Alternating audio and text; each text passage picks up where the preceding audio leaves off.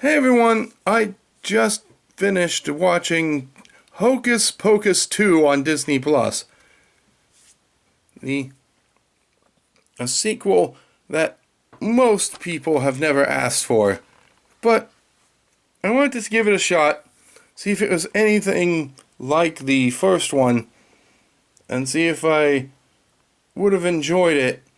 The whole it's got a whole 30th anniversary kind of touch to it, you know. And I am definitely going to be spoiling some things, so from this point on, if you don't want that, you have been warned. Alright, here we go.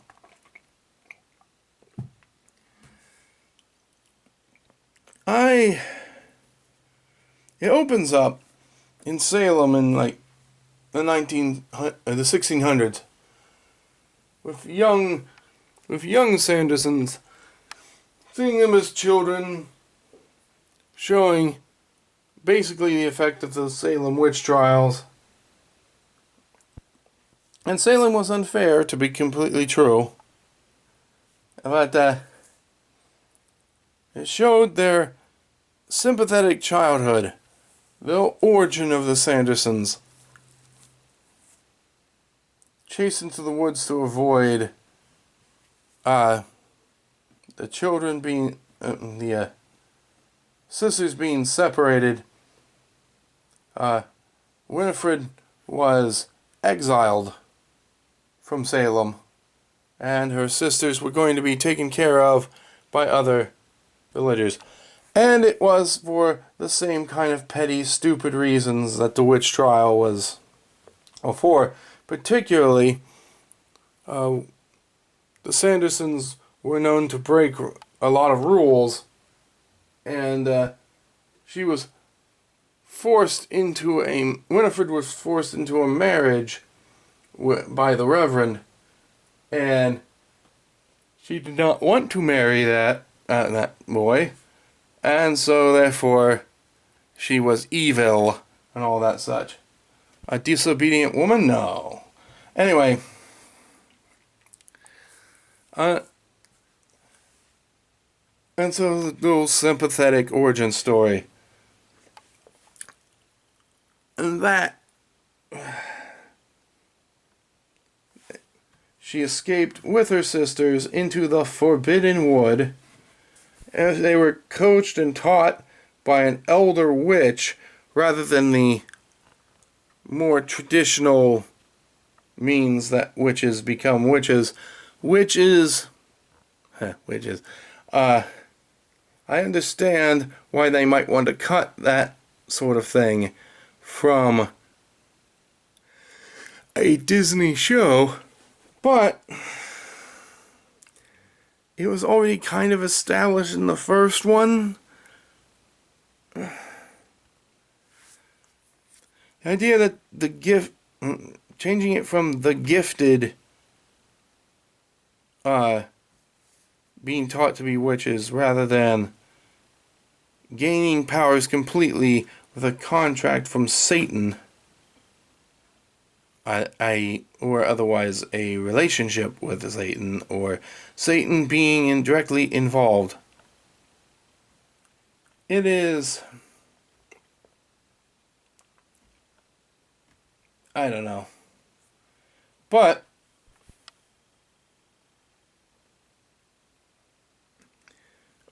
despite their reservations on that, it was contradicted by the first movie, as it was almost all but confirmed during the meeting Satan scene. They mistook that one guy's costume for the Dark Lord having been married to Medusa and all that. It's kind of absolutely contradicts what they were trying to go for here. Anyway, I could go on a little bit of a rant about how I'm sick of Disney excusing their villains. They've been doing that a lot lately, and it's getting a little tired and boring. enough of that, though. They...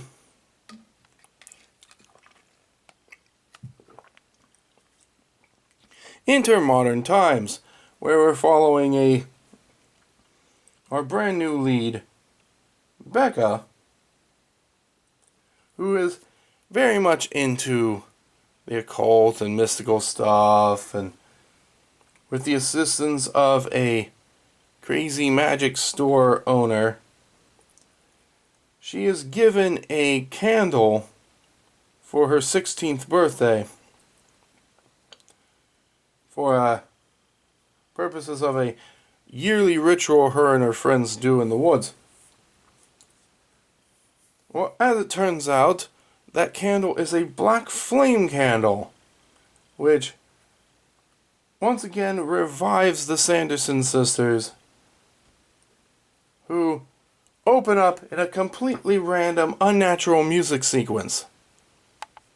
Now, they only sang once, really sang a big musical sequence style sing in the first movie once, and that was set up for them.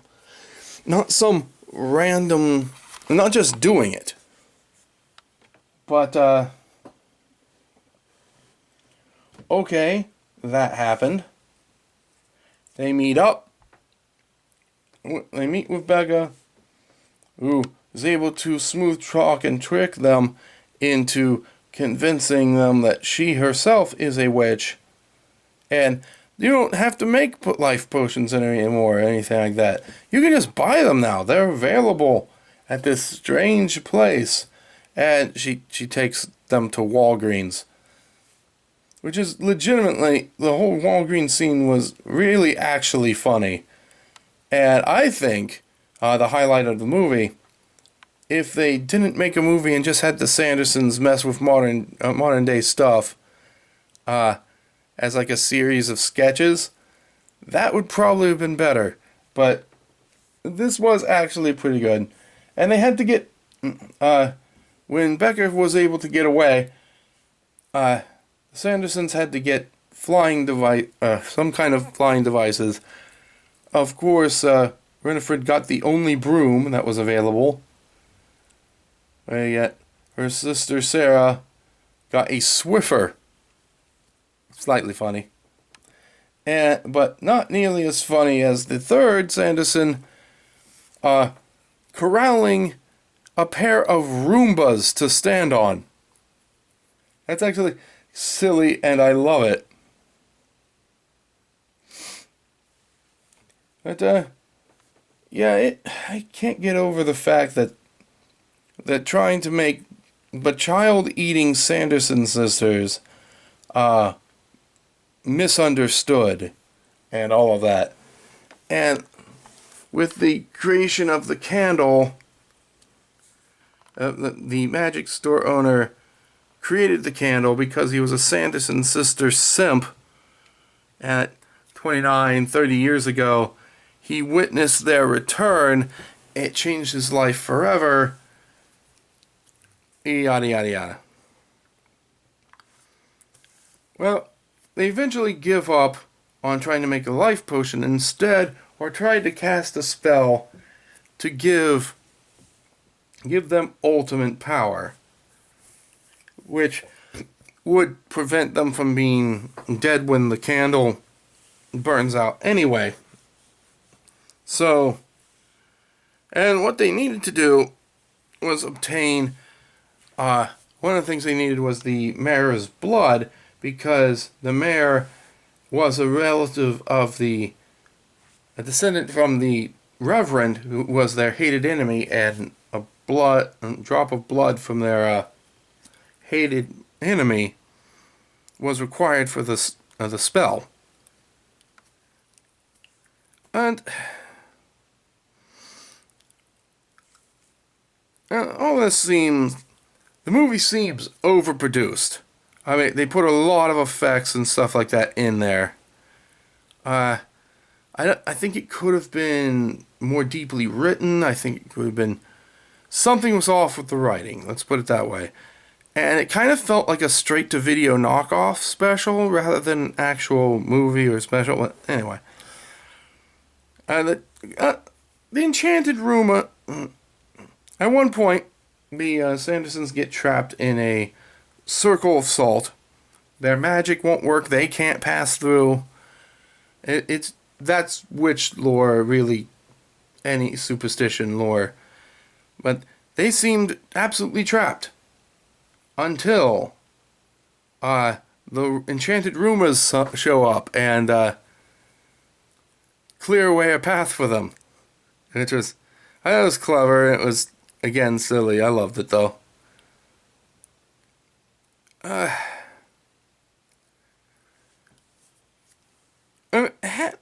Honestly, it had a good ending, despite my reservations.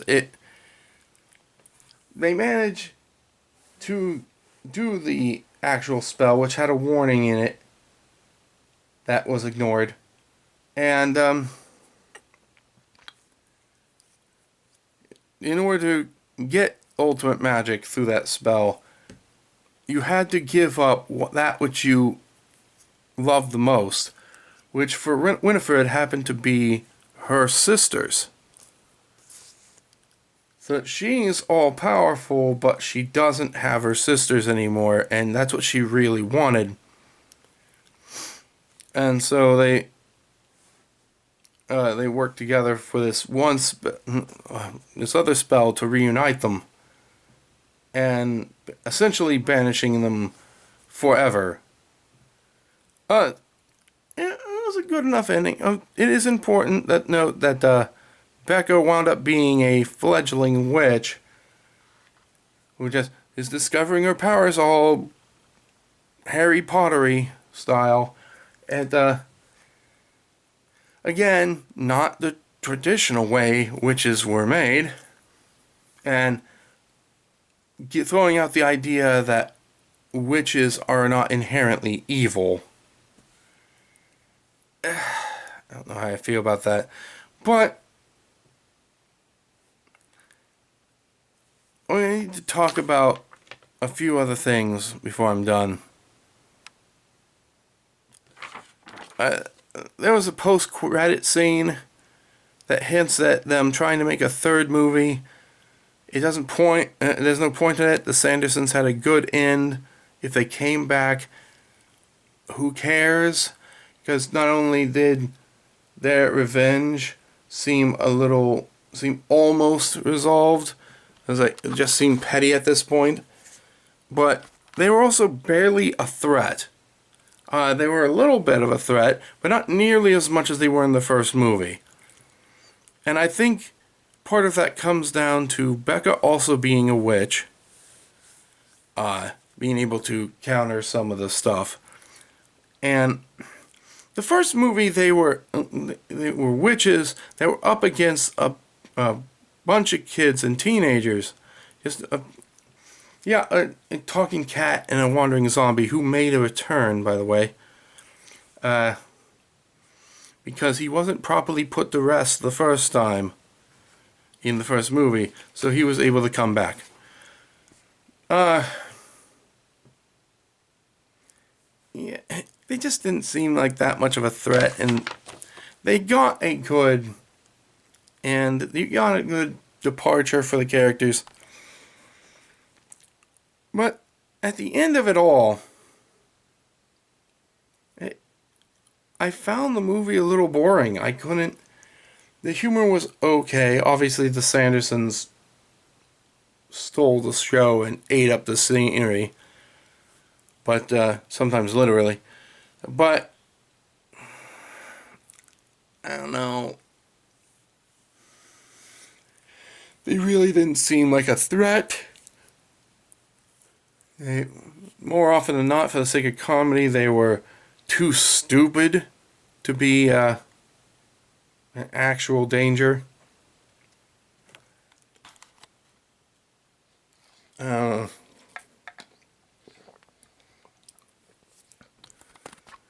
I think by giving the main characters more of an edge and dumbing down the villains for the sake of comedy / making them more sympathetic, I think it just made this one more boring.